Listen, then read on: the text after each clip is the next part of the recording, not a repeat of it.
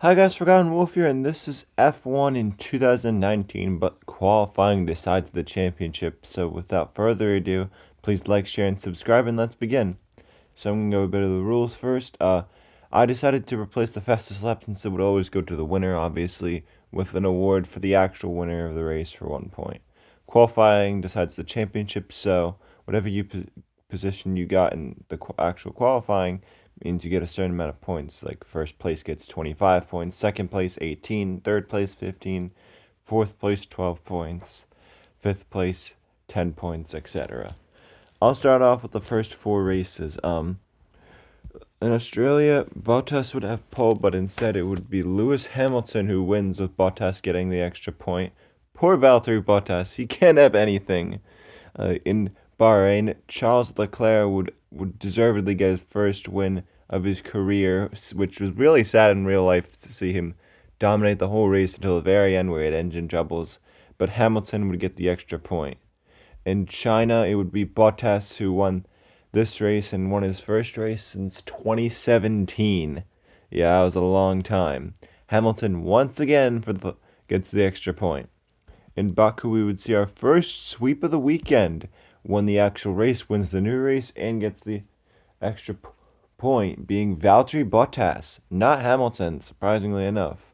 And after four races, Bottas leads with 82 points, followed by Hamilton with 78, Sebastian Vettel in the Ferrari in third, Leclerc in fourth, Max Verstappen in the Red Bull in fifth, followed by the Haas drivers, then Sergio Perez in eighth, Lando Norris in ninth, Pierre Gasly in 10th. Continuing on with the rest of the first half of the season, Bottas would win his third race in a row, being Spain, with Hamilton getting the extra point.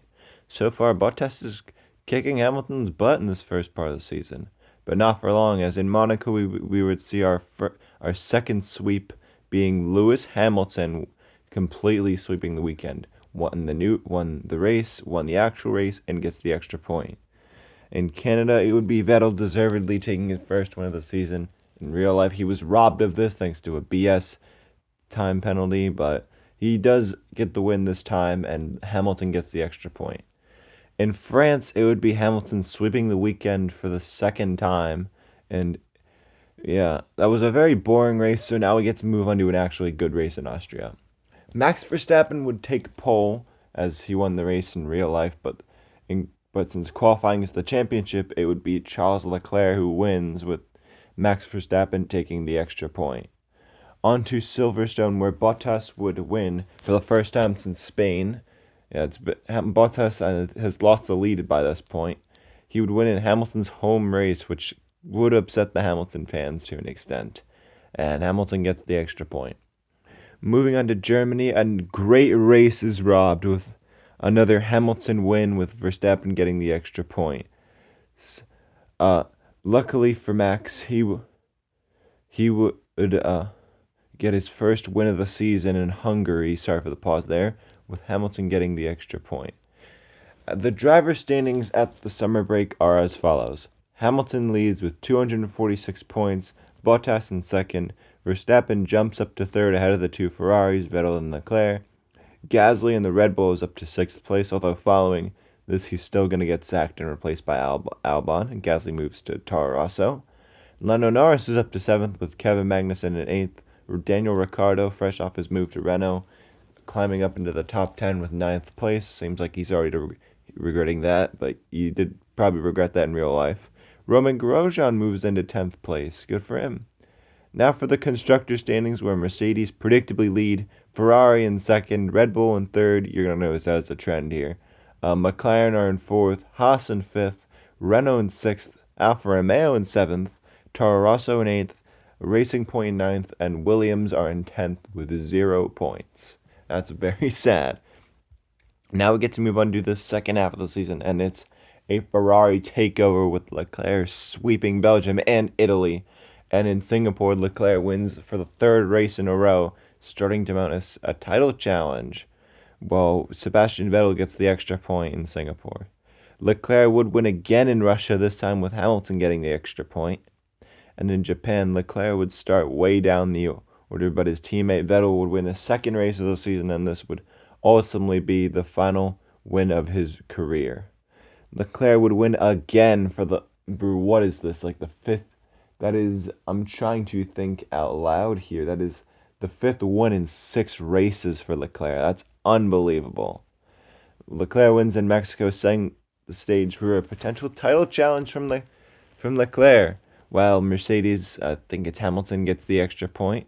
But for Mercedes, they haven't won since Germany, being Hamilton's win, whereas Bottas hasn't won since Silverstone. Reminds me of Max Verstappen in 2024. But now we get to move into my home country's race, where this, although not technically the end, is pretty much the end of Leclerc's title challenge, who Bottas puts a major dent into Leclerc's title challenge because Bottas wins in America. And I'm pretty sure it might actually be a sweep. I'm not too sure. Moving on to Brazil, Hamilton can win the Drivers' World Championship if Leclerc or Bottas doesn't win the race, and this would come to fruition as Hamilton would be crowned Drivers' World Championship with just one race to go, since Max Verstappen sweeps the weekend. Verstappen finally wins.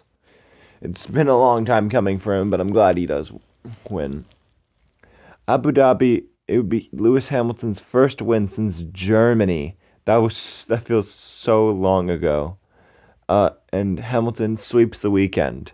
Now for the final driver standings, Hamilton is world champion with 395 points, Bottas in second, and Leclerc manages to manage a huge